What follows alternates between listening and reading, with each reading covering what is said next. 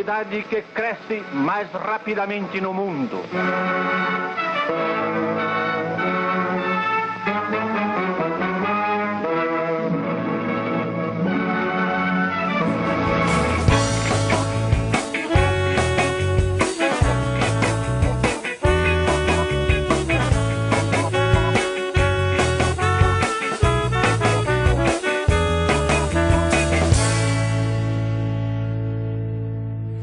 A senhora, por acaso, sabe quem foi Henning Boylessen?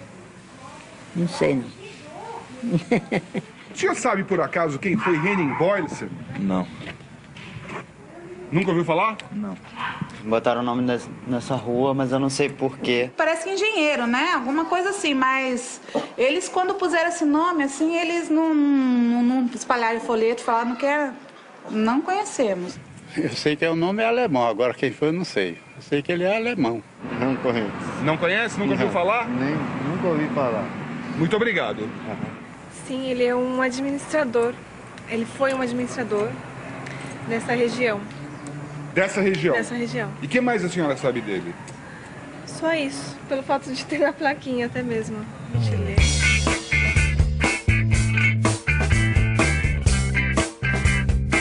Decreto número 10.437, de 3 de abril de 1973. Item 2.0. Rua Henning Boylessen. A rua conhecida atualmente por Rua C. Da placa deverão constar os seguintes dizeres: administrador de empresas, 1916-1971. From American Council, São Paulo, to Secretary of State, Washington, D.C. Confidential. Henning Boylessen, who was machine-gunned to death this morning on street near his residence, was well known to consulate. He was a naturalized Brazilian of Danish origin, a principal official of Ultra Group, president of Ultra Gas, headed by Perry Eagle. Understood he worked closely with latter in Sao Paulo, an activity leading to 1964 revolution. He had very close relations with local military commanders and told Undersigned several times, at first over 2 years ago, that he was collaborating with the military in anti-terrorist campaign, especially in Operação Bandeirantes. Ambassador, who wrote that? I did.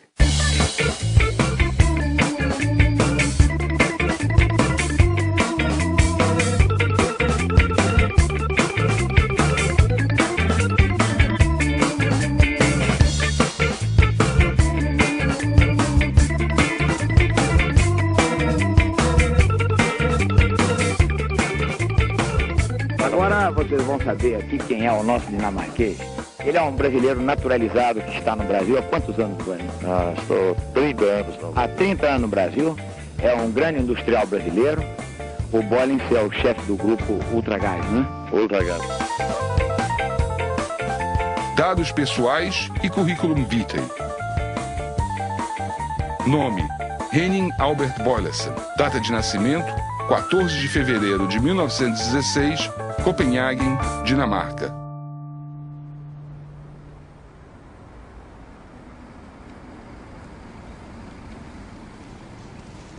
Here I have a census telling us something about Henning Boylessen's family. I can see that his father, Albert Johan Boylesen, was born in 1884 and that he was employed in building construction as an ordinary painter. They were living at CT Barfodsvej at Frederiksberg.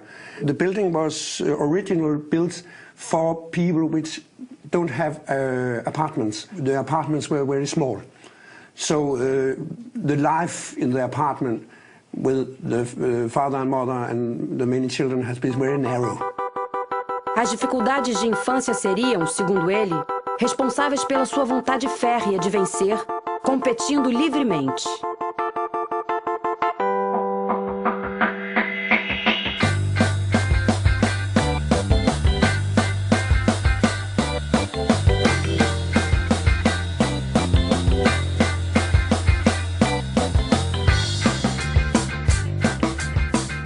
According to teachers or according to the school, he was a bit superficial. He was, he was not doing his schoolwork, he was a bit lazy, and he was forgetful. Enquanto lutou boxe, cuidava da saúde como se fosse um profissional.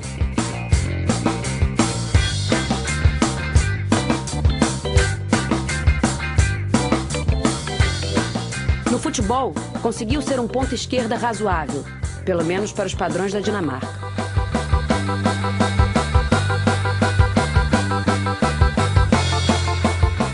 Foi quase sempre o primeiro aluno da classe. Well, most of his grades are below average, including his grades in English, German, math. Some of his grades are above average. First of all, if you can look at it here, in sports, in woodwork. But the main part of them are below average.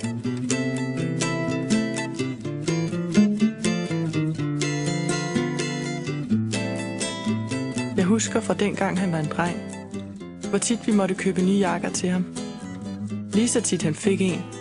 Lige så tit kom han hjem uden og sagde, mor, jeg mødte en, der trængte mere til en jakke end mig, så jeg har givet den væk. Sådan var Henning. Han var sådan en god dreng. Formação técnica, curso de administração de empresas, curso de contabilidade industrial, Instituto de Ensino, Comércio e Indústria, Copenhagen, Dinamarca. O meu avô, que era cônsul dinamarquês no Brasil, mandou as filhas para lá. As duas filhas mais velhas.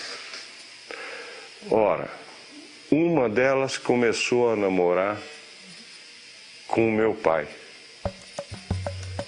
A outra começou a namorar com o irmão do meu pai. Deu-se a ordem, tá certo, para que ela, a mais nova, viesse de volta para o Brasil. Ela trouxe o meu pai junto. Já casada.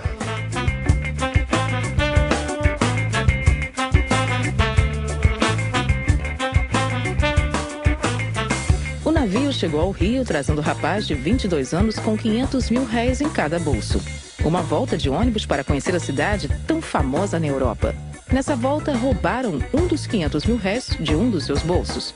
Desistiu do Rio, veio para São Paulo.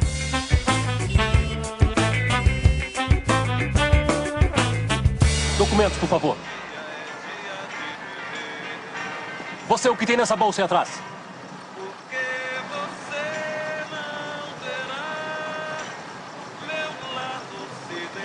E houve não apenas um acordo completo dentro da nossa organização, como dentro do MRT, porque os companheiros de lá também nos disseram que era unânime dentro da organização, que ele era uma pessoa que podia e que devia ser justiçada em represália, quer dizer, que estava na hora deles começarem a pagar também, não apenas o soldadinho que chegava na hora do combate com a gente, um cara lá, um PMzinho daquele, chegava num combate, levava 3 tiros e morria, enquanto os grandões, os figurões, continuavam frequentando os salões, continuavam aparecendo nas colunas sociais e matando nossos companheiros daquela forma como estavam matando. Os paulistanos gostam de ir à noite e dançar um samba no seu clube entre amigos.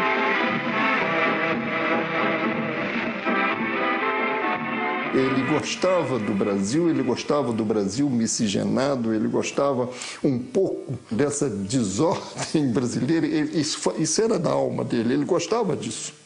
Portanto, é o primeiro paradoxo do Beidelson. Ele não foi dinamarquês propriamente. Então, ele se adaptou muito bem ao espírito brasileiro.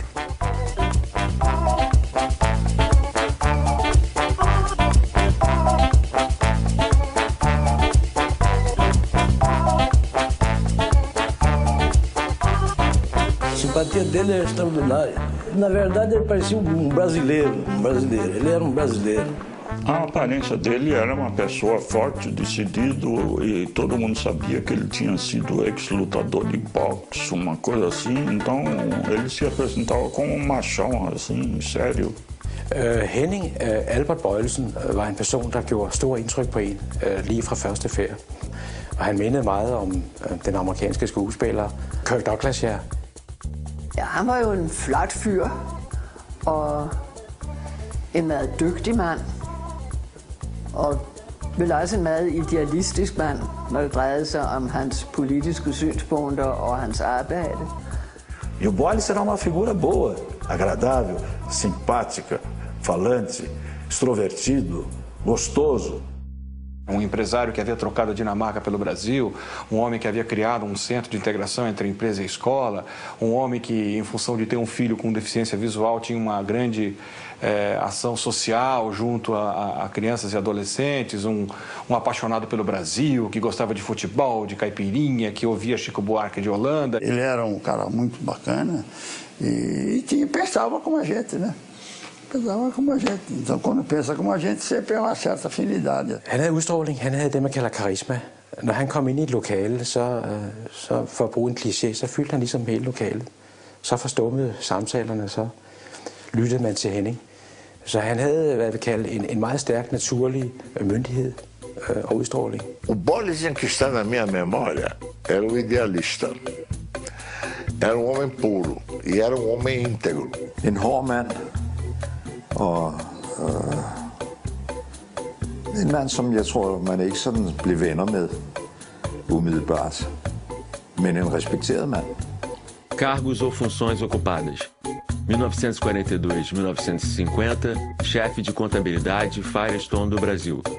1951-1952, diretor, administração e vendas, fábrica Dantop. 1952 até o presente, companhia Ultragás. No Grupo Ultra, ele entrou na área de contabilidade e área econômica e terminou como presidente da empresa. He was a very prominent businessman with this Ultra Group, which was well known, of course. Para Henning, porém, mais importante fora conquistar a fraternal amizade de Peri Igel, com quem se sentia tão identificado quanto o próprio irmão de sangue. Disse textualmente: se ele me mandar pular do abismo, eu pulo.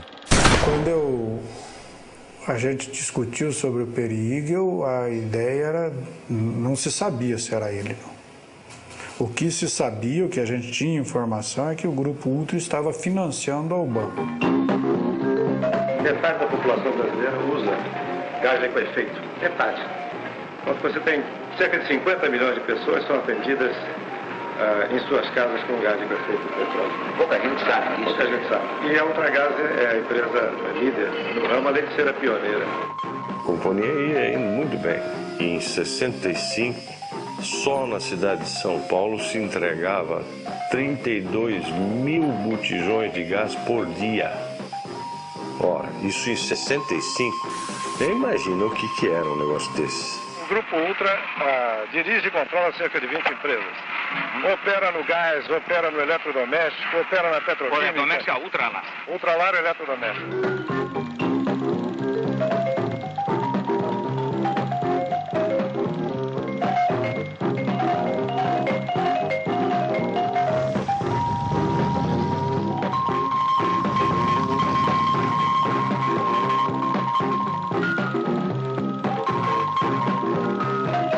Vocês vêm aí com aquele que é o presidente da Ultragaz, o meu amigo Boynes. O Boynes é o que tem a responsabilidade dentro do Grupo Ultra de presidir a Ultragaz. A primeira de toda pista que nós tivemos sobre o Boynes não foi sobre o Boynes, foi sobre a companhia Ultragaz. Por quê?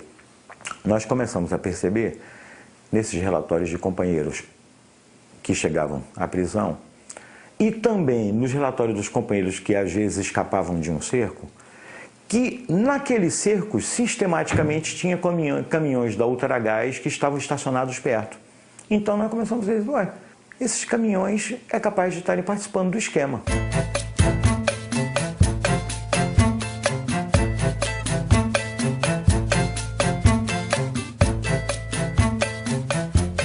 Ele fazia propaganda da miscigenação e até não só fazia propaganda, como inclusive ele ostentava, eu várias vezes vi, ele, por exemplo, gostava de mulatas, mas não era uma coisa escondida, era uma coisa efetivamente quase que oficial. Jamen, jeg hørte en masse forskellige ting, og jeg oplevede det også jo, altså det hed sig, at Henning havde 2 husstande. Henning havde en kone, som var på hans egen alder. Henning var på det tidspunkt først i 50'erne, 52-53. Og med hende havde han også et par børn. Men Henning havde så ligesom forladt den husstand og havde etableret sig i en ny husstand med en yngre kone. Jeg husker ikke, om han havde børn med hende. Men han var stadigvæk loyal med den første kone. Besøgte hende af og til og opretholdt hende økonomisk osv. Ele teve esse segundo Porto. Eu gosto de falar Porto porque não tira a graça e ao mesmo tempo não tira a oficialidade do primeiro Porto, que ele nunca se separou, mas ele conheceu uma mulher que teve mais filho dele. O futebol é o jogo predileto dos paulistas. Um estádio magnífico, como este de Pacaembu, pode comportar 80.000 torcedores entusiastas nos grandes dias de campeonato. Quando ele começava a perder o jogo, ele já descia aquela porra lá e chegava essa divisória, tem aquelas grades de ferro assim, pulava por cima daquela bosta lá e já descia para dentro da geral. Você chegava e brigava com todo mundo? Ah, meu amigo, você podia, não demorava muito, já tinha aquele rolo formado. E se o Palmeiras continuasse perdendo, você já podia ir embora para Barra Funda que você ia encontrar ele lá. Você sabe o que eu digo da Barra Funda, a delegacia de Barra Funda.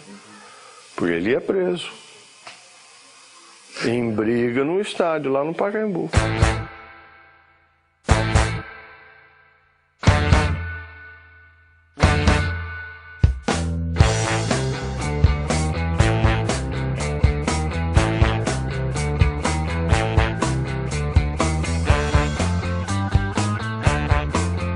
O presidente João Goulart, que defende com ardor as reformas de base, principalmente a reforma agrária, comparece à grande concentração popular e ali expõe os altos propósitos do seu governo nesse sentido.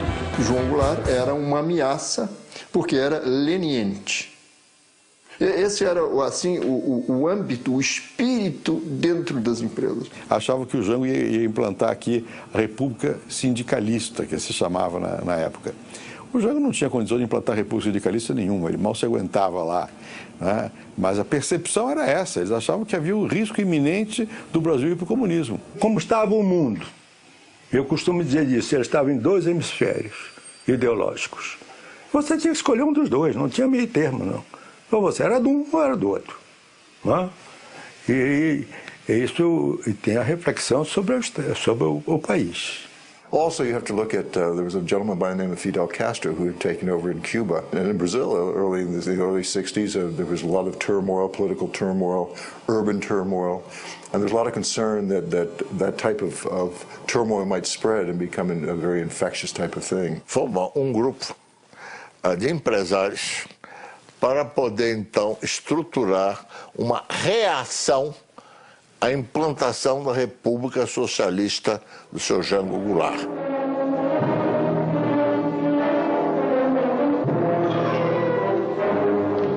Aonde nos levarão as crises, o descalabro administrativo, a desordem? Aonde nos levará a omissão das chamadas elites? O tempo é pouco. O Brasil não pode esperar mais. Então, dentro das empresas, pensava-se assim, o empresário pensava assim, porque efetivamente ele temia a catástrofe. Ou seja, um governo comunista, ou que outro nome queira se dar. Começou-se aí o contato, por meu intermédio, do civil com o militar. Então tinha jornalistas, tinha empresário que estavam mais ou menos da causa. E vários grupos desses se reuniam às vezes para trocar ideias. Eu participei aqui em São Paulo. Essa percepção de que a ditadura militar ela não é um fenômeno estritamente militar, aliás, é uma das coisas que a gente mais deve destacar, né? Tanto quanto o golpe não foi apenas militar, foi civil-militar, com apoio dos empresários. Foi mais do desejo do empresariado de defender os seus interesses, que estavam sendo arriscados se houvesse uma cubanização do Brasil, digamos. Eles viam um grande risco nos seus negócios nisso. Então eles resolveram agir, né? E alguns entraram firme na situação. como foi o caso do Boyce.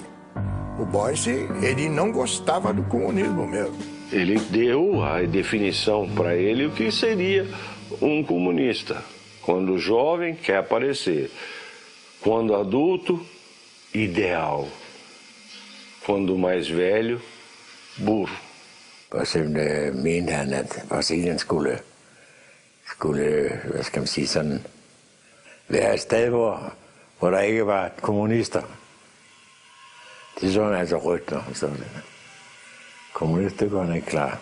Ele era uma pessoa simplesmente inserida dentro desse pensamento e que genuinamente acreditava que era uma catástrofe que se avizinhava e que, portanto, pegar em armas ou se defender ou, enfim, fosse lá como fosse, era uma coisa perfeitamente legítima. Quando houve a precipitação, não houve tempo de sair do meu escritório. Então, todos se reuniram no meu escritório, inclusive Boyleson. E a maioria de nós, muito armado. Né? Boyleson, por exemplo, tinha naquela ocasião, me lembro disso claramente, uma metralhadora que era uma arma muito moderna para a época. E as Forças Armadas, elas próprias, mais do que ameaçadas, foram chamadas, praticamente intimadas, a cumprir a missão que o momento lhes impunha. Restabelecendo a ordem e livrando o país dos trapos vermelhos que ameaçavam sufocá-lo.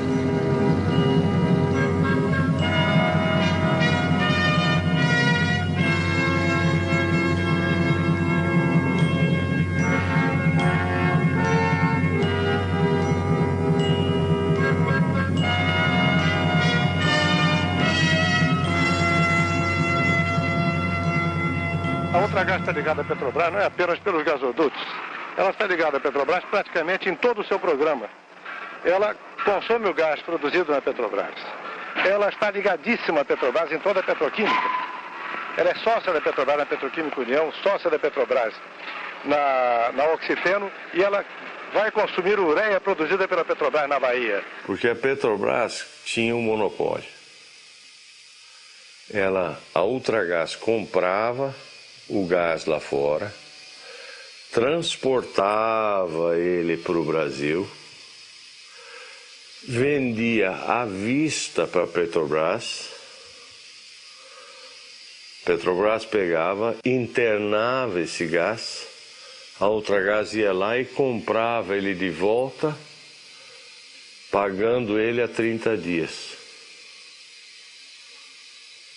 No dia seguinte, esse gás já estava em São Paulo e vendido à vista. Então, isso, quer dizer, você tinha um capital de giro negativo, financiado por um banco excepcional que era a Petrobras. A Petrobras faz o Brasil entrar definitivamente na era da petroquímica. Com isso, progredirão a indústria de plásticos, a têxtil, a de tintas e principalmente a de inseticidas e adubos, diminuindo os custos atuais dos produtos em 50%. Ele pessoalmente frequentava a Operação Bandeirante, ia ver os presos e assistia a sessões de tortura.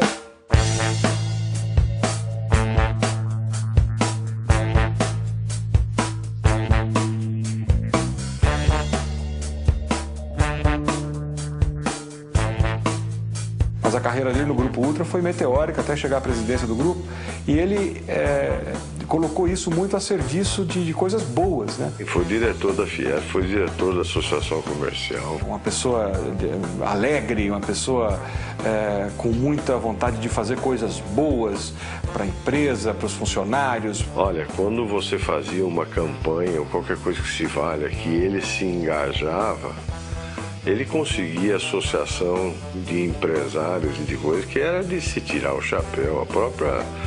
O próprio Centro de Integração Empresa-Escola. O Boris criou aquele CIEE, que até hoje ainda existe. O título de O Homem de Relações Públicas de 1964 foi conferido ontem à noite ao senhor Henning Albert Boyleson. Henning Boyleson said, but I didn't want to do that. I didn't want them to appoint me as this economist of the year. I said, why? So he said, you always have to stand behind. You should never be in front. Be behind. That's the way to do it. I alt, hvad der blev sagt om ham. Manden havde gjort lynkarriere. Han kom for ingenting i Danmark.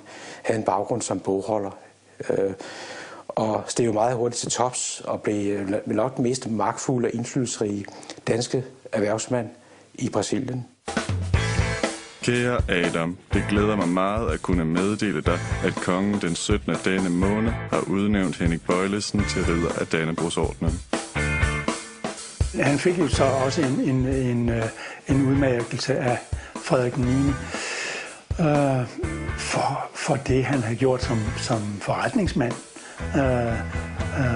og hans deltagelse i Verdensbanken og så videre. Og der talte man jo ikke noget om de rygter, der gik om andre ting. If, for instance, that the Danish state or the royal family had been criticized for conversing with a guy who was involved in torture, it would be an embarrassment that something would have to be done. But nothing came forward. There was no news. It was not news at the time. Nobody cared to know about what Bøjlesen was doing in his spare time in Brazil.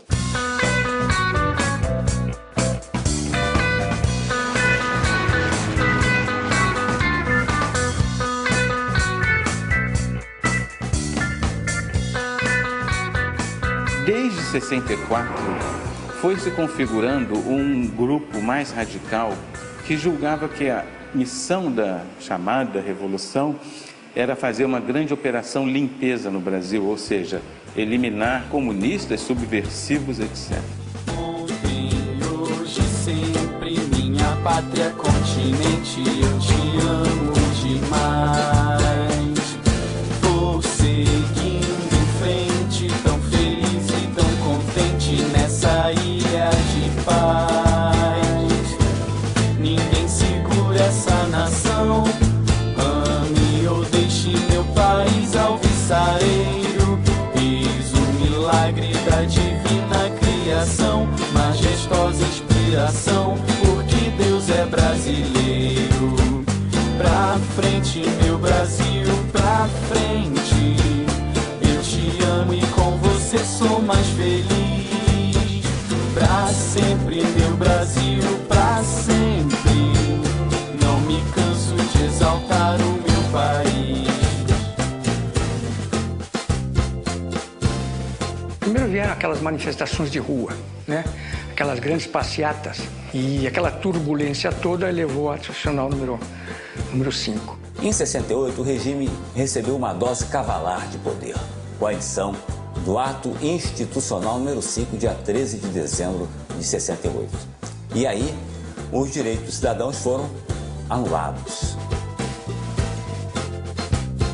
E é assim que Sua Excelência, o Senhor Presidente da República, após ter ouvido os membros do Conselho de Segurança Nacional, resolveu baixar um ato institucional que tem como finalidade fundamental preservar a Revolução de Março de 1964.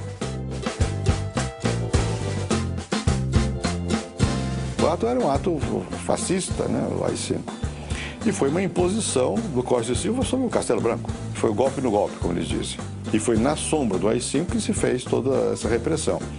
E provavelmente o AI-5 foi feito por causa disso, para poder dar mão livre, para poder atuar mais energicamente. Foi uma tragédia que durou muito tempo e atrapalhou o Brasil. Pra frente, meu Brasil, pra frente. Eu te amo e com você sou mais feliz. Pra sempre, meu Brasil, pra sempre.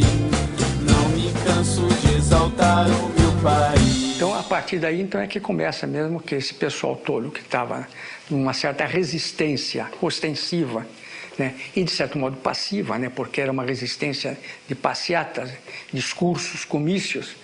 Então, com o ato final número 5, eles praticamente vão para a clandestinidade. vão para a clandestinidade e inauguram a luta armada. Se existisse democracia, se existissem outras formas do povo alcançar o poder, entende? Nós não escolheríamos uma forma violenta apenas porque sejamos violentos por natureza, entende? Não é essa a situação. Nós adotamos aquela forma que é a única possível dentro da situação histórica que vive o Brasil, entende? Não existe outra possibilidade do povo chegar ao poder, a não ser pelas formas armadas. Pouco depois do AI-5, em 68, né, nós, em abril de 69, afinal fizemos uma conferência política e nos constituímos realmente como uma organização de luta armada. Nós passamos a compartilhar formalmente aquela ideia muito específica da época, né, de construir uma ofensiva revolucionária contra a ditadura. Assalto! Cala a boca! Todo mundo no banheiro!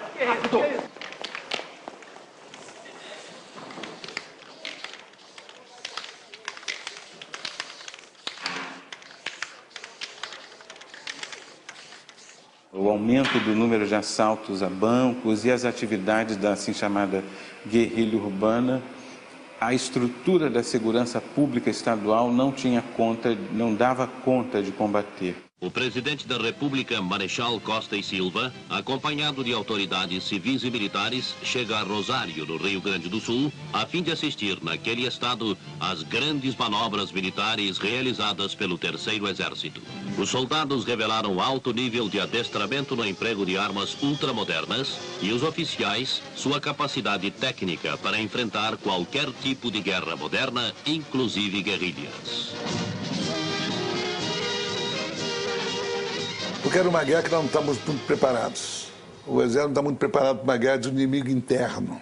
Ela não está preparada para isso. Eu diria que as organizações armadas no Brasil, elas se beneficiaram muito em toda uma primeira fase da relativa desorganização da polícia política brasileira. A polícia política brasileira era uma polícia política, assim como as esquerdas brasileiras, acostumada a uma luta política aberta sob as referências democráticas, né?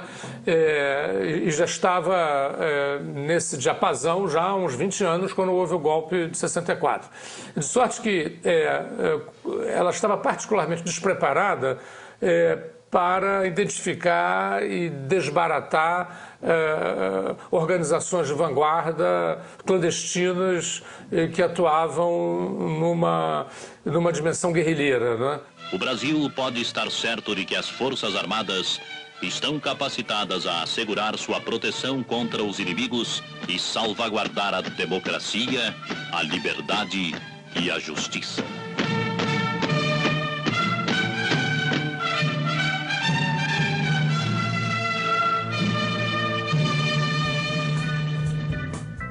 Por causa do assassinato do Chandler, os americanos acharam conveniente, dali para frente, fazer um outro tipo de enquadramento para a situação no Brasil, né? E aí, eu tenho a impressão que foi assim que iniciou-se a UBAN. Não sei por que elementos da esquerda acharam que ele seria um espião americano. E resolveram, então, fazer o presunto do moço. A execução bárbara do capitão americano Charles Chandler, na presença da esposa e do filho de 9 anos, também teve um impacto imensamente negativo sobre as Forças Armadas. As Forças Armadas, na minha opinião, principalmente o Exército, sentiam que estavam na defensiva contra as ações dos terroristas cada vez mais violentas. Aqueles primeiros assaltos a banco, aquele primeiro sequestro, foram coisas assim de que nós nunca pensávamos que ia ter que enfrentar. Imagine o Exército tem que enfrentar um troço desse. That was a very difficult time when Elbrick was kidnapped. A nossa organização vai ser responsável por várias ações, inclusive a nossa organização participou do sequestro do embaixador norte-americano, juntamente com a ANN. O sequestro do embaixador americano criou a impressão, tanto na extrema-direita como em nós mesmos, de que nós estávamos mais fortes do que realmente estávamos. Os terroristas exigem 70 presos em troca do embaixador suíço. Tudo indica que quem comandou a ação foi o ex-capitão Carlos Lamarca. Ele é uma afronta ao exército brasileiro. O inimigo está no interior do próprio país e é a ameaça comunista na figura dos próprios nacionais. E então toda uma nova estratégia militar deve ser traçada para combatê-lo. Então o Exército, através do seu alto comando, resolveu formar um núcleo central da repressão. A UBAN foi criada por necessidade militar. Eles precisavam de um órgão que pudesse fazer a luta contra as forças de esquerda, entendeu? Mas no meio civil. Eu fui um dos fundadores, né?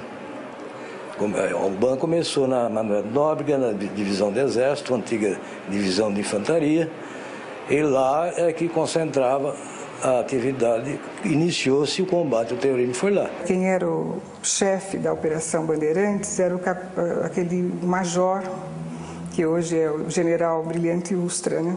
O responsável pela segurança interna da área, em São Paulo, era o general José Canavarro Pereira, que resolveu, então, unificar os esforços das Forças Armadas, da Polícia Federal e das Polícias Civil e Militar de São Paulo, centralizando as ações de combate ao terrorismo sob um comando único e sob a responsabilidade do Exército. Com essa finalidade, em 27 de junho de 1969, com a aprovação e o apoio material do governador Abreu Sodré, governador do estado de São Paulo, foi criada a Operação Bandeirante, também conhecida como OBAN. O governo Abreu Sodré transformou uma delegacia de polícia que já existia na Rua Tutóia num centro de tortura, de interrogatório, de captura, de luta contra os militantes contrários à ditadura militar. Desencadeou-se então em São Paulo a Operação Bandeirante, que foi com certeza a mais radical, a mais cruel operação da repressão durante o regime militar brasileiro. São Paulo, o maior centro industrial da América Latina.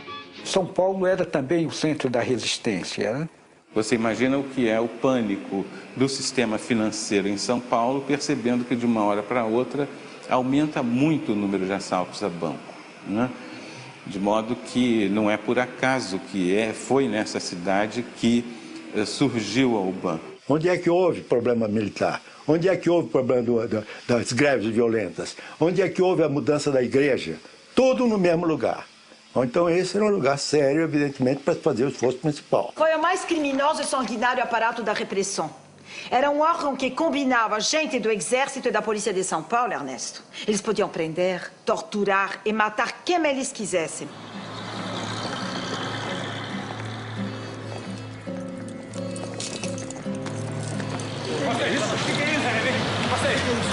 Isso você vai ver daqui a pouco, cara. Entra logo aí.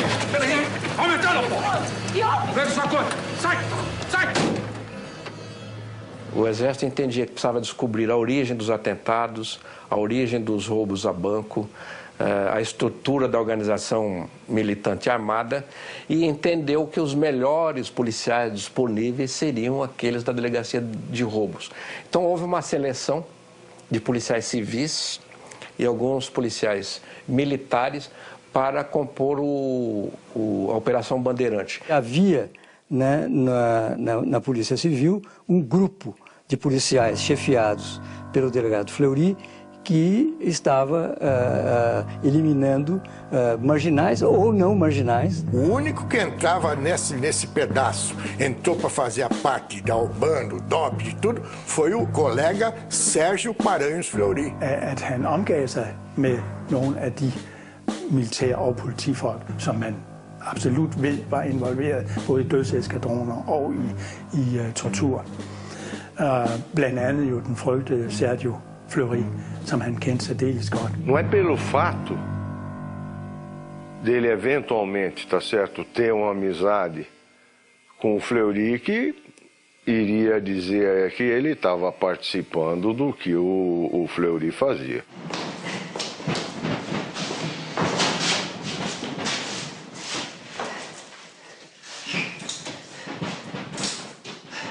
Tira a roupa. Tira a roupa, terrorista, filho de uma puta! Já nessa ocasião, o delegado Fleury tinha um pé claro, né, na área da repressão política. A ideologia do esquadrão era a eliminação sumária de marginais, que ele transplantou isto para a Operação Bandeirante. Terrorista de merda! Para, porra! Tô perdendo a paciência, hein? Ele era um monstro, né? E ele drogado sempre, ele era uma pessoa assim de você sentia, né, uma coisa ruim mesmo dele, tinha prazer, né? Traidor da igreja. Traidor do Brasil. Habilidosamente, os militares cultivaram o que eu chamaria de um certo pânico na classe empresarial. Os empresários também entraram nesse esquema de pânico e saíram da legalidade, porque na verdade a UBAN era uma organização mais ou menos clandestina. Se esse pessoal, ou seja, a esquerda armada, conseguir êxito no que está pretendendo, vocês, empresários, estão perdidos, vocês estão fritos. Então a obrigação de acabar com eles é nossa, militares, e é de vocês, empresários, também. Nós precisamos da ajuda de vocês. Nós temos a capacidade profissional de força militar, força terrestre. Agora, recursos não temos. A chefia do Exército, principalmente, segundo o Exército, chegou à conclusão que chegou o momento de apelar para o setor privado, principalmente o setor privado estrangeiro, para fazer esse setor ver que também teria eventualmente poderia ter um impacto sobre esse setor se as forças terroristas vencessem. I think it was a very small, very smart, competent people, but it was not. I don't really think it was a major threat to the Brazilian government. A tese era: hoje somos nós, amanhã poderão ser vocês. Então nós precisamos de apoio a fim de poder realizar as nossas missões eficazmente. E esse apoio seria apoio financeiro, não é? O Exército planejava operações, precisamos disso, disso, disso. Isso nós temos, isso nós não temos. Ou quem pode arrumar para a gente? Pode arrumar para a gente, o Vidigal pode arrumar para a gente, eles têm relações fora. E para eles ficava mais fácil eles ligar com outros civis do que você. O Exército tem ligação com 10, 20, 30 civis. Então, 2 ou 3 civis de peso desse, de respeito, servia de ponte com os outros. Então, muita gente cooperava, não era ele. Ele servia de ponte, que ele dava o aval de que não era dinheiro para botar no bolso, pô. Você está me dizendo que empresas privadas pagavam a polícia e os militares para torturar e matar? Não faço isso porque quero. Isso o quê?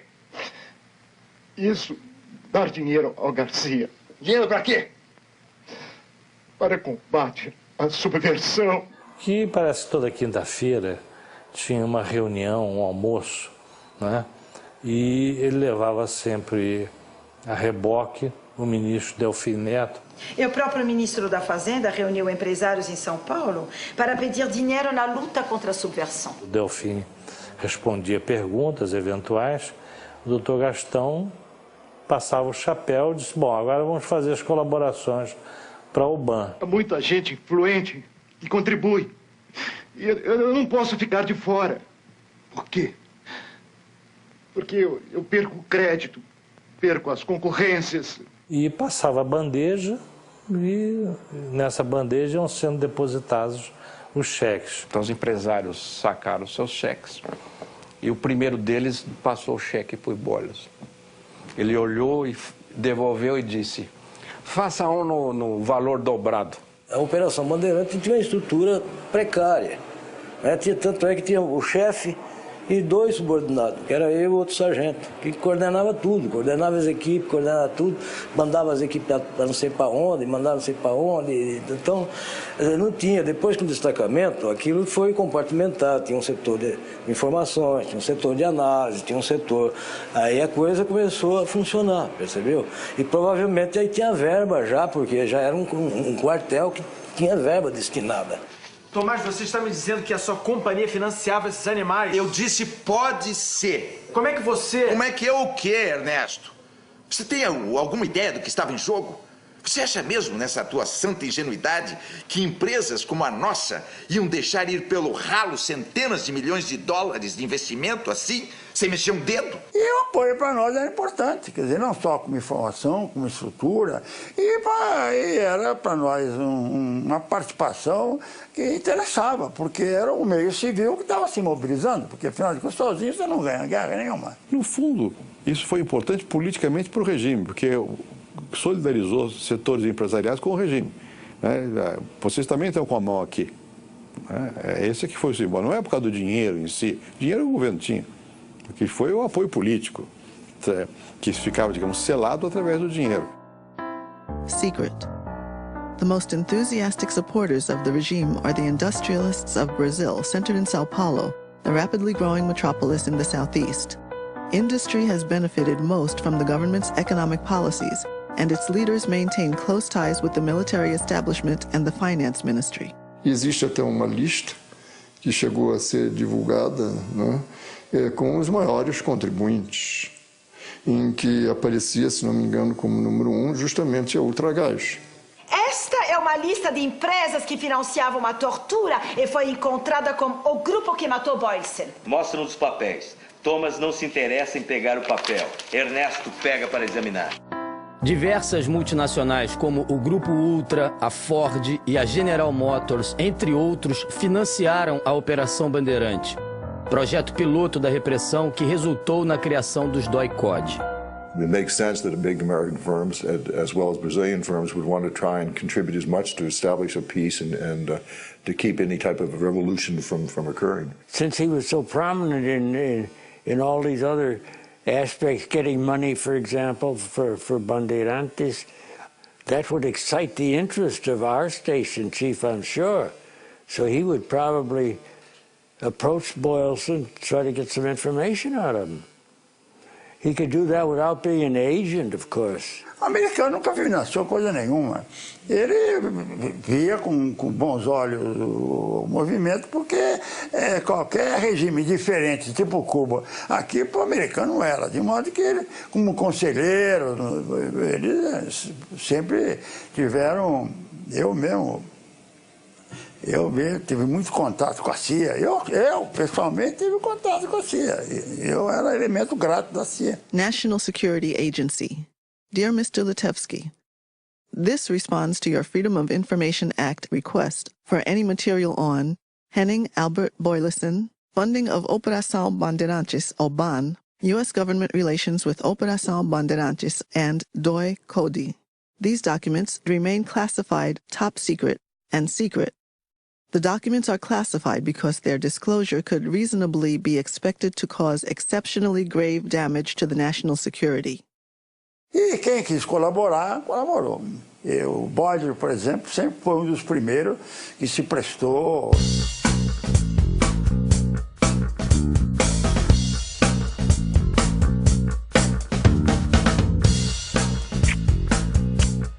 E o elemento de ligação que se prontificou a ser ligação com o setor privado foi o Boylston. Nos 3 anos e 4 meses que comandei o DOI, não recebi qualquer doação de Boylston ou de outros empresários. Não quer dizer que todo empresariado se envolveu, mas alguma parte dele, obviamente, esteve envolvido, ou direta ou indiretamente. No caso do Boylston, foi um envolvimento direto. O Boylston começou a adotar o método da máfia, de cobrança de contribuição financeira junto aos empresários, para reforçar o orçamento da repressão. Mas não contou com o apoio de 2 empresários de São Paulo. Pelo menos 2 se recusaram. Antônio Hermílio de Moraes e o José Mindrin. E ele me disse, olha, eu estou representando a OBAN, que se está organizando para ajudar a salvar a sociedade dos perigos da agitação de esquerda, né? E então eu queria saber se o senhor estaria disposto a colaborar com recursos de que a UBAN necessita para se equipar tecnicamente. Então já juntamos duas informações. A Ultragás está colaborando, botando caminhões para cercar nossos companheiros. 2, a Ultragás está participando da caixinha. Então, aos poucos, está se formando um padrão. Que organização é essa? Do governo? Não, são grupos. Que grupos? Pessoas, voluntários, entende? Daquela turma da Fiesp, você pode quase todas incluí-las ali, entre os colaboradores. Na indústria automobilística também, né? Nas indústrias de material pesado também. E Boyles era uma pessoa importante no esquema de financiamento, mas não era a única. Tinham pessoas no mesmo nível de importância que ele, banqueiros. E quando eu digo banqueiro, estou falando dono de banco. É inegável que a participação do Boyles era municipal do que nacional. Enquanto o Amador Aguiar, sem que ninguém percebesse, sem que haja demérito nisso, ele tinha uma participação nacional e reservada, que deixava-o participar dos destinos da nação brasileira com muito maior intensidade do que o Boyles. A Folha de São Paulo era um jornal que cedia suas caminhonetes para o trabalho da UBAN, né? Para disfarçar os agentes da UBAN nas suas operações de busca e captura, né, e investigação.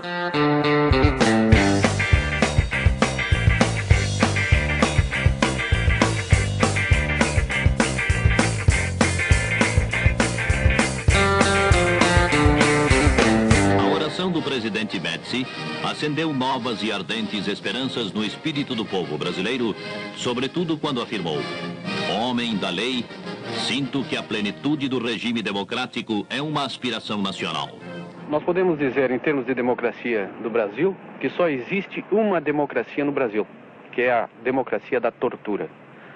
Tortura-se todos, torturam-se desde os mais pobres aos mais ricos, desde as crianças até as pessoas velhas. A única democracia que existe no Brasil é esta. Não é bem uma democracia, é mais o igualitarismo. É o igualitarismo da tortura. Eu acho isso um exagero dos maiores, como tantos outros exageros dessa turma da esquerda festiva. Hoje à noite vai haver uma sessão. Está a fim de ir? Bem, Sessão do quê?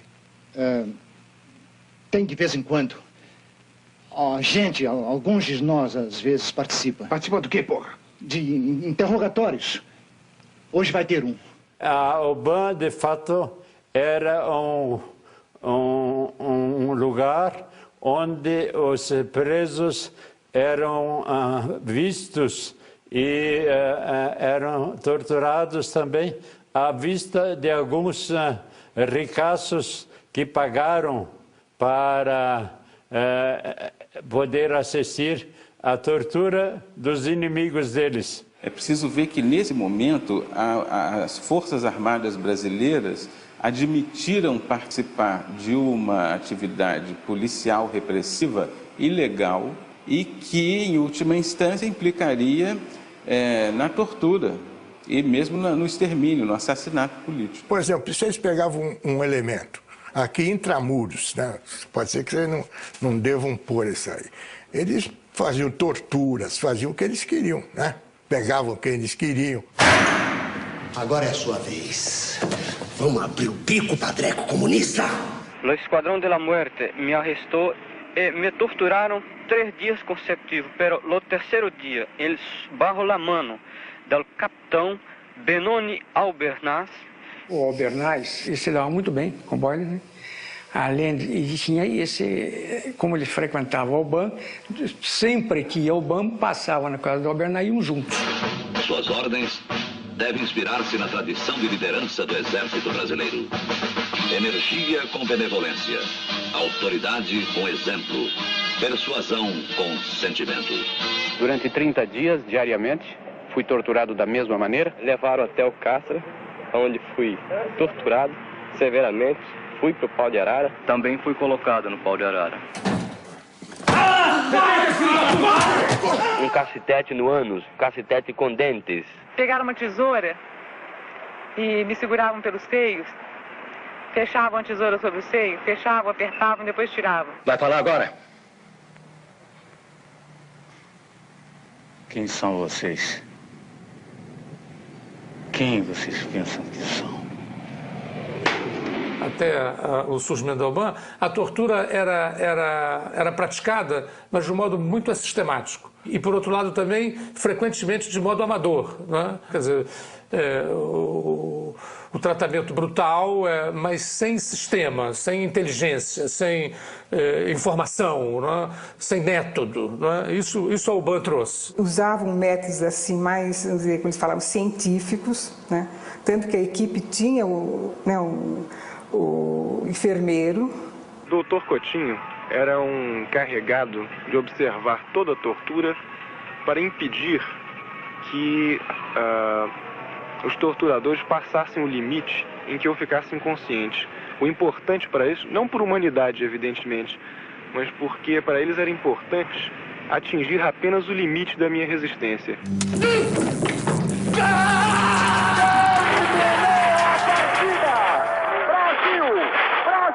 Brasil, tricampeão mundial de futebol. O Brasil não é mais o país somente do samba, do futebol, de Pelé, mas é também um grande campeão da tortura. Final de 69 ou início de 70, quando a gente, nessa coordenação, nessa direção nacional da ELN, recebe uma informação dos presos da UBAN de que tinha um estrangeiro, dava-se uma descrição de uma pessoa, e que estava participando das torturas e que provavelmente seria do grupo Ultra. Henning havde flere profiler, vil jeg sige. Han var et sammensat menneske, bestået af flere personligheder, vil jeg sige. Han kunne være meget, meget venlig, sådan som jeg oplevede ham. Men jeg kunne også fornemme, at Henning kunne blive extremamente agressivo. Alguma coisa na formação do Henning Bollesen como pessoa fez com que ele tivesse um lado escuro, extremamente cruel e sádico, e que ele, com todas as coisas, digamos, boas que aconteceram aparentemente com ele ao se tornar uma pessoa tão integrada ao Brasil, esse lado escuro ele não conseguiu suprimir, ou não tentou suprimir. Era forte demais, talvez, para que ele controlasse. In the back of the record, there's a small note of an incident in the schoolyard. Apparently there has been a conflict or trouble in the schoolyard where he has not been involved, but the thing is that some children have been doing some troubles in the schoolyard. Teachers have come to them and told them to behave, put them up against the wall, which you did in those days. And Henning Albert Boysen apparently had his fun that the other children were being punished by the teachers. Well, didn't actually take part of it, but stood a bit behind and watched it. And apparently it was serious enough that the teachers noted it. Ele é exemplo vivo do quanto a criatura humana não se encaixa em nenhum parâmetro, pro bem ou pro mal. Os mistérios da natureza humana são complexos, mas é raro você ver um personagem onde os dois extremos convivem, dois extremos tão opostos, né? Porque todo mundo tem o seu lado mais escuro. Isso é da natureza humana, mas uma dualidade a esse ponto, para mim, até hoje, misteriosa. Ele era o próprio personagem ficcional porque ele concentrava em si toda a complexidade humana. Então, nenhum personagem de ficção é melhor do que um personagem que concentra tamanhos paradoxos, né? Brasil! Brasil! Brasil!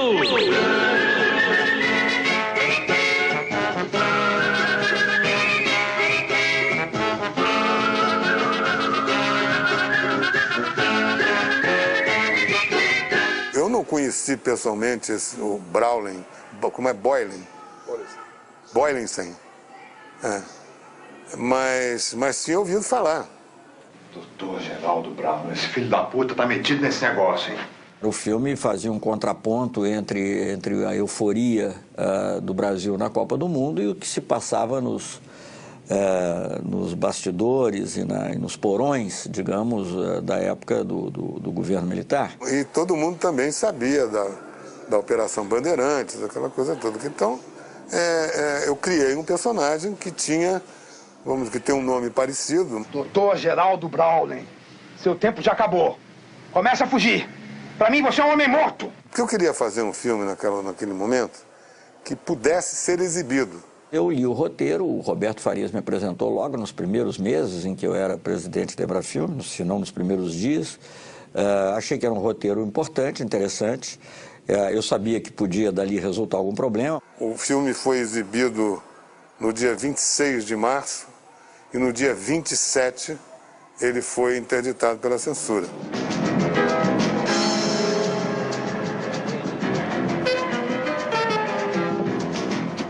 Num determinado momento, quando eu fui, digamos, convidado a me demitir da Embrafilme, por alguma pessoa do establishment político-militar na época que disse, não, mas é claro que o filme não é um filme de ficção, o filme se referia à Operação Bandeirantes. Eu falei, bom, é óbvio que isso era evidente. O que diferenciou Boylensen dos outros empresários é que ele, de certo modo, era um homem fanatizado ou talvez sádico. Porque os outros empresários se limitaram a dar o dinheiro que pediram e não se sabe o nome deles. Aí começava-se a ouvir que a figura do Boylensen era uma figura controvertida, que ele tinha um papel que extrapolava o simples contato financeiro que os empresários, a ligação que existia entre os empresários ao BAN, que ele tinha, na verdade, o prazer sádico de assistir às sessões de tortura e, eventualmente, participar delas. Essas informações foram se avolumando. Primeiro, de que ele recolhia dinheiro, era um dos caixas, um dos tesoureiros desse esquema de financiamento ao BAN, e depois com as informações de companheiros presos de que ele participava pessoalmente da tortura, das sessões de tortura no BAN. Ele perguntou o que eu tinha, né? Então, falei para ela, nós usamos aí um método, ela não tem assim, né? Não está podendo andar, mas vai voltar, né? Mais tarde eu vim saber, né, pela descrição física, que era o presidente da Ultragás, né? Que a gente já sabia antes, né, que ele colaborava com o BAN. Era dele, do instinto dele. Ele era um cara assim, você entendendo? Um cara que topava esse negócio, gostava disso. Eu me lembro da postura dele assim, bem distante, né, uma pessoa, olhar frio, assim. E achei estranho, porque ele era totalmente diferente, né, do pessoal que ia lá, né, quando era militar mesmo, né. Entrar um cara que não tem nada que ver com polícia, nessa faixa, e começar a frequentar, todo mundo fica alertado. Que tortura. Que deve ter havido, houve agora planejar e botar, inclusive, um civil para torturar. Peraí. O fato do Boylensen ter participado de tortura, eu acho isso uma bobagem das maiores. Ele visitava o DOI-CODE, às vezes fazia refeições no DOI-CODE. Assumiu o comando do DOI no dia da sua criação, em 29 de setembro de 1970. Boylensen foi assassinado em 15 de abril de 1971. Nesse período, ele esteve uma única vez no DOI, em dezembro de 1970, quando foi me cumprimentar pelo Natal. E ele frequentava constantemente a Operação Bandeirantes, a sede da Operação Bandeirantes. E gostava muito do pessoal, trabalhava. A gente sentia nele até um guerreiro também, como éramos nós. A gente sentia nele também um guerreiro. Cumprimentava todo mundo, soldado, cabo, com ele não tinha problema porque eu sou o presidente do Grupo Ultra e tal. Então era um cara excepcional. Fazer questão de presenciar a tortura, dizem até que criando ou trazendo para o Brasil instrumentos de tortura. As organizações terroristas criaram a farsa de que Boylissen foi justiçado por frequentar o DOI e assistir aos interrogatórios, por inventar uma máquina de dar choques elétricos chamada pianola, que ele mesmo testava nos presos.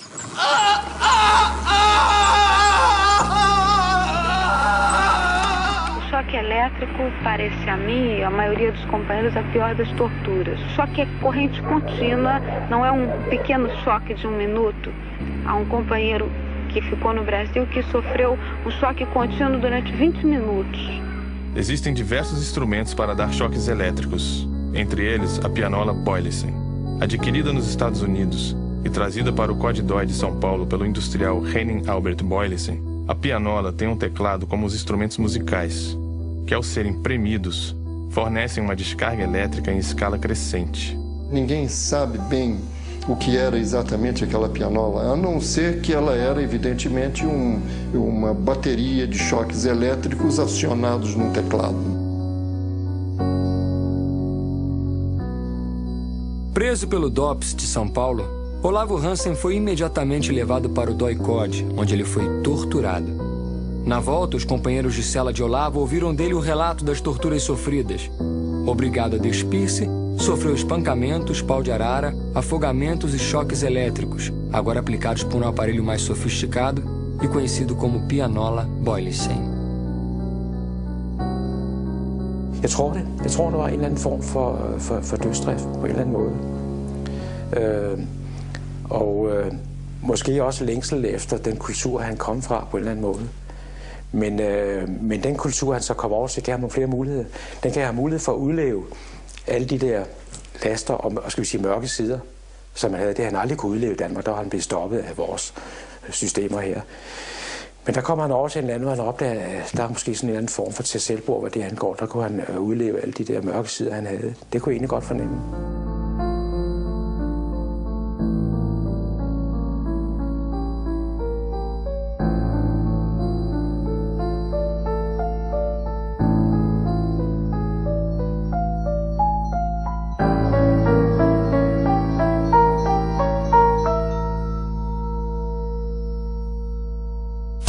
Se fecha. Diretor da Ultragás, a Ultragás emprestando os caminhões, a Ultragás participando da caixinha e o diretor da Ultragás dirigindo uma sessão de torturas. O Monsieur Boylissen, além de financiar, tinha prazer em assistir e participar das sessões de tortura na sede da UBAN. Ele foi visto lá por militantes presos e a informação chegou ao comando da guerrilha que condenou Boylissen à morte. É um estigma, esse homem é o mal, né? E talvez do outro lado achasse que ele era o bem, né? Porque ele ficou assim uma espécie de mito, não? Uns achavam que ele fazia uma coisa espetacular, outros não achavam, e assim era a coisa. E os esquerdistas não topavam ele, de jeito nenhum. Tanto que armaram o acontecimento que deu origem à morte dele. Reservado. Declarações que presta Antônio André Camargo Guerra, organização a que pertence, MRT, que em janeiro próximo passado, quando o declarante esteve na Guanabara, recebeu uma relação de 3 nomes: Henning Arthur Boylissen, Peri Igel e Sebastião Camargo, os quais deveriam ser levantados pelo MRT e que tal solicitação partiu de Carlos Lamarca. O Lamarca é que foi quem pediu o levantamento de 3 pessoas, 3 empresários, que ele achava, primeiro aquela velha história do CIA, são da CIA, etc. e tal, que eram o Boylissen, que estaria na lista do Lamarca com um X, como se fosse prioridade. O comando da guerrilha teria recebido um bilhete com 3 nomes. O nome do Boylissen, o nome do Peri Igel, que também era do Grupo Ultra, e o nome do Sebastião Camargo, que era o maior empreiteiro de obras públicas do Brasil, da Camargo Correia. Dizia-se na época que essa era uma lista de empresários para fazer um levantamento da rotina dessas pessoas, para que eles fossem eventualmente sequestrados, não necessariamente assassinados. Nós sabíamos disso alguns meses antes do acontecimento. Nós já sabíamos que ele estava sendo manjado. Henning var bestemt bevæbnet. Altså Henning havde truffet sine forholdsregler, fordi han vidste, de var efter ham. Så han havde installeret en maskinpistol, eller 2 maskinpistoler, på den indvendige side af sin bil. En på højre siden til medpassageren, og så en han selv brugte. Aliás, dizem que eles têm uma lista de gente importante para sequestrar e matar. Eu não quero nem pensar nisso. Foi aconselhado várias vezes a ter segurança. E assim mesmo ele não queria segurança, simplesmente não queria. Não, faço isso sozinho, porque eu resolvo as coisas sozinho. Ele era destemido. Jeg synes, det er utroligt dumt af ham. Han bare var taget afsted alene, for jeg tænkte, at manden må skulle da vide, at det ville gå galt på et eller andet tidspunkt, det der. Han stod på listen som dødsdømt. Så der får alle mulige tanker. Jeg begynder at analysere situationen og tænke, jamen, er det en eller anden form for dødsdrift, eller et eller andet, men nu skal vi altså have gjort en ende på det her, for de får ramt på mig på et eller andet tidspunkt. Eu mesmo só tive conhecimento da lista depois da morte dele. Aí surgiram uma lista. Hoje em dia, esse negócio de segurança é uma coisa muito séria. Eu morro de medo de sequestrarem o Geraldo. Dizem que tem uma lista. A reação do Boris foi, do meu entender, individual, espontânea. Foi a reação de um esportista que está enfrentando o seu adversário. O comunista para ele era o adversário. Então eu vou enfrentar para matá-lo ou para morrer. Ele matou e morreu. Dentro da nossa organização, eu propus que fosse transformada essa ação de sequestro em ação de justiçamento e nós, então, sumariamente condenamos o Boylissen à morte. O plano de assassiná-lo, na verdade, era para ter sido realizado na véspera, no dia 14 de abril. É uma data inesquecível. 14 de abril de 1971. Bom, ele morreu a 15 de abril, na manhã de 15 de abril. 14 de abril. Eu saí de lá às 20 e pouco da noite da palestra para a casa dele. Essa que está no retrato talvez seja a sua última fotografia. Essa que está ao meu lado aí deve ser a sua última fotografia. E na hora da despedida eu fui até a porta. Quer dizer, veja o risco que nós corremos, viu? Fomos até a porta. Um dia antes do acontecimento, nós alertamos novamente que estava para acontecer. E aí aconteceu. Foi encurralado numa esquina em seu próprio carro e assassinado à luz do dia.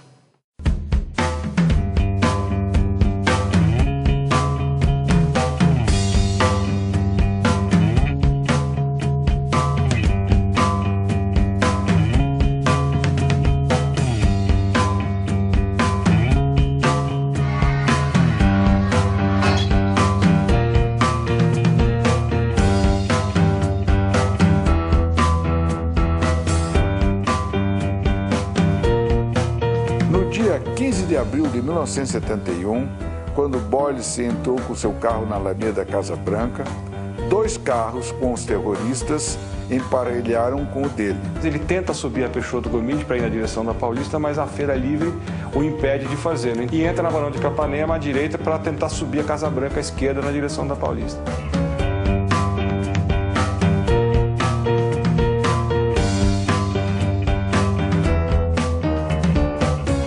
Quando ele chega na esquina da Alameda Casa Branca, ele para. Ainda dentro do carro, é disparado um tiro de fuzil nele para evitar que ele tentasse alguma saída com o carro. A ideia foi tirá-lo do carro. Vocês dois, saiam daí, rápido! Fica na tua, cara! Esse filho da puta é um dos responsáveis pela tortura no Brasil. Após ter sido atingido por um tiro de fuzil, Boylissen ainda tentou fugir a pé. O Boylissen saiu do carro, tentou fugir para onde tinha uma em direção à feira, mas havia companheiro já esperando por ele ali. Ele voltou e o Yuri atirou.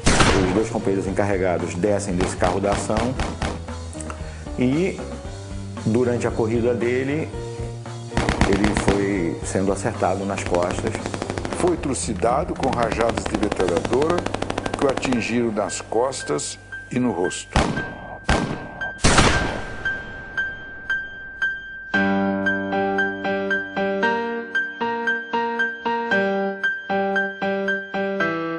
Alvejado 5 vezes nas costas e depois de morto e caído na sarjeta, levou 25 tiros na cabeça. Nesse instante, do outro carro que o seguia, desceu um indivíduo armado de metralhadora. Já caído, sem nenhuma possibilidade de reação, o industrial foi fuzilado friamente.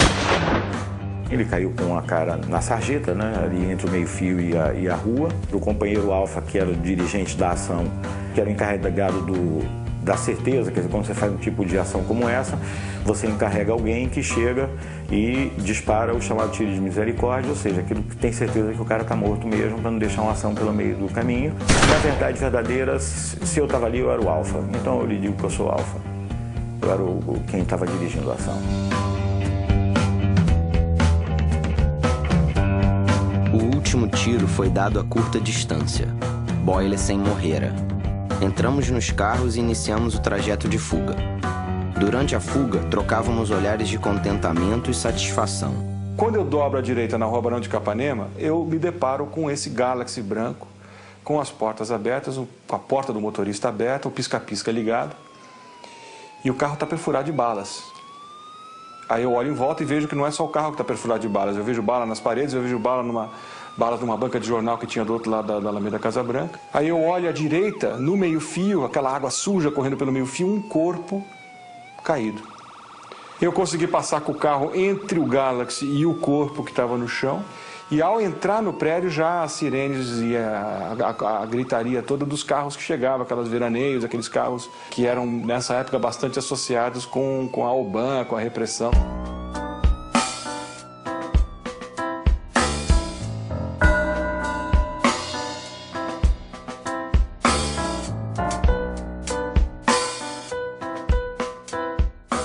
Vi os miolos da cabeça dele a meio fio.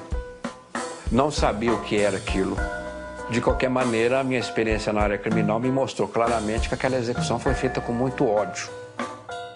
Confidential from British Consulate General São Paulo to British Embassy, Rio de Janeiro.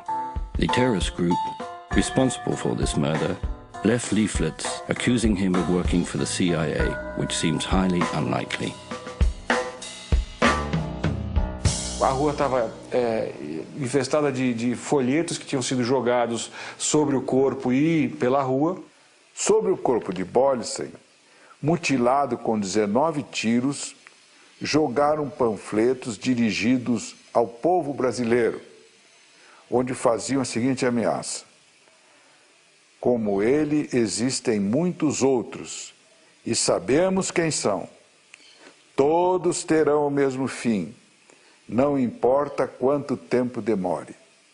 O que importa é que sentirão o peso da justiça revolucionária, olho por olho, dente por dente.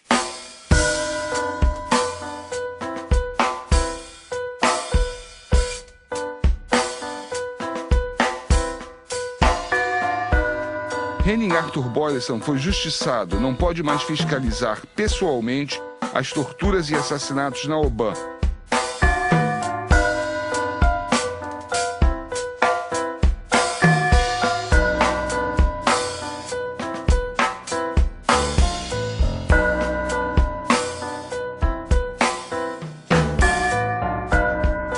This audacious and wanton killing of Boylessen has shocked and alarmed São Paulo more than kidnappings or other previous acts of terrorism. Attitude toward terrorists will doubtless harden, and many fear further escalation violence on both sides.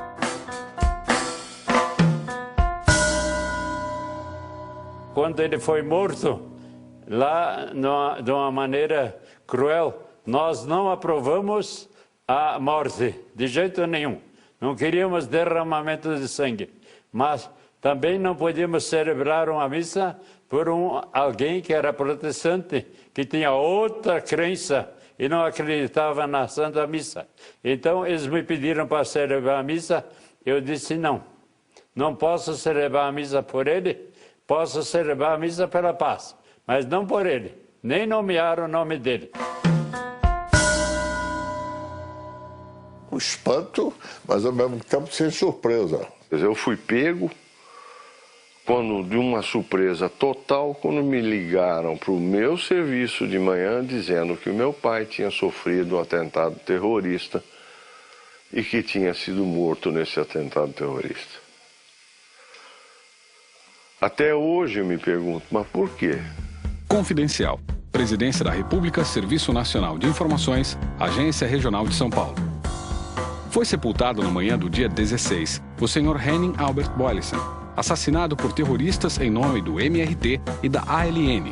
O crime, que contou com requintes de crueldade, impressionou profundamente a população. Colaborava intensamente com as autoridades militares no combate ao terrorismo, tendo ajudado materialmente de modo substancial a montagem da Operação Bandeirantes. Dava a essas organizações policiais seu apoio incondicional, o que lhe valia a amizade de grande círculo de militares e de autoridades policiais.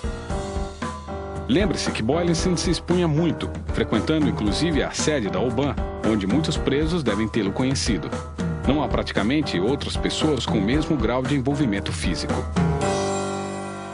O envolvimento do meu pai com a Operação Bandeirante? Não. Isso eu tenho certeza. Como também tenho certeza de CIA e outras bobagens, isso aí eu tenho certeza. Não. Primeiro que não tinha nem ideologia suficiente para isso. Havia diversas teorias. Quem que poderia lucrar com a morte dele? Havia pelo menos 3. Eu apenas vou citar uma, que eles acharam que ele foi liquidado pelos comunistas. Os outros 2 eu não quero nem falar. Eu acho que o Boylissen foi um utópico. Foi um idealista e que, pela sua natureza humana altamente extrovertida, aberta, foi uma vítima de si mesmo. Quando veio essa notícia da morte do Boylissen, né, isso foi comemorado. Os meios políticos e empresariais condenaram veementemente o brutal assassinato. A Assembleia Legislativa suspendeu seus trabalhos em homenagem à memória de Boylissen. Seu cortejo fúnebre emocionou a cidade de São Paulo. Senado Federal, 15 de abril de 71. Homenagem de pesar pelo falecimento do industrial Henning Albert Boylissen, assassinado por terroristas na cidade de São Paulo. Ele não nasceu no Brasil, mas posso afirmar, não havia ninguém mais brasileiro. Via o futuro, amava a nossa terra.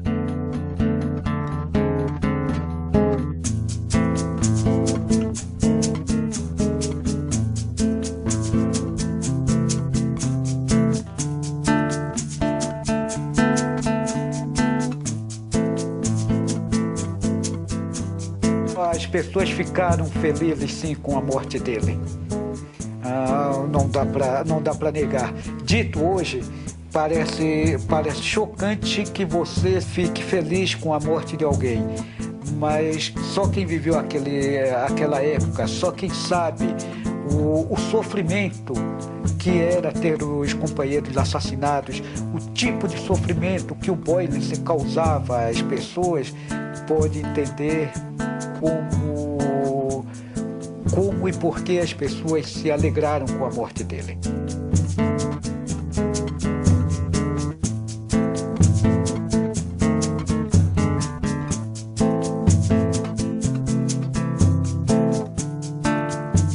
naquela época era assim, está do meu lado ou está contra mim? Estava contra. Então ninguém de boa formação não vai ficar feliz que o outro foi assassinado. Mas, enfim, é um a menos, né? Do outro lado. Mas todo mundo só fala no bode, porque ele foi assassinado. Escolheram ele para dar um exemplo para os outros. Mas eu citaria uns 10 outros aqui, mas não vou citar porque...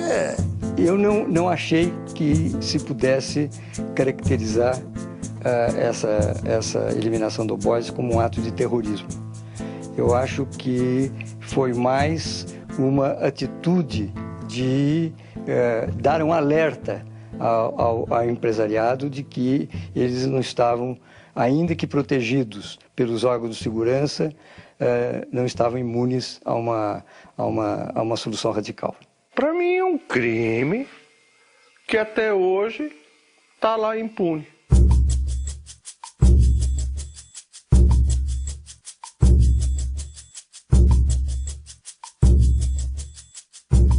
Joaquim de Alencar Seixas foi preso pelo DOI no dia seguinte à morte de Boylicen. Morreu quando tentava fugir num ponto de polícia.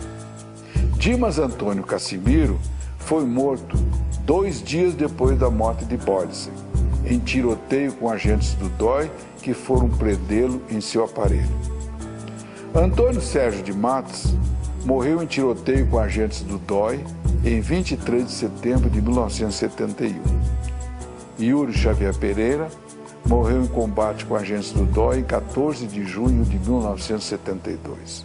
Carlos Eugênio Sarmento Coelho da Paz é professor de música no Rio de Janeiro. Eu até hoje sofro e sofrerei sempre as mortes que vivi, as mortes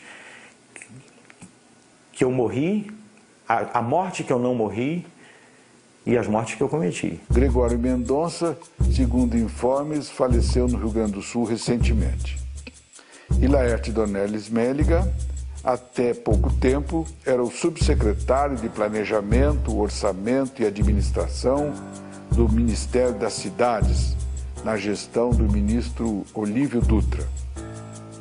Gilberto Faria Lima e José Dan de Carvalho devem estar vivos, pois não constam da lista de mortos e nem da de desaparecidos.